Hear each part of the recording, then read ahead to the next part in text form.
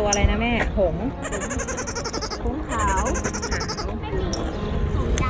เอาขนมปังมาเต็มเลย วันนี้วันอาทิตย์วันหยุดทุกคนก็จะมาเดินแดดดีนี่ค่ะ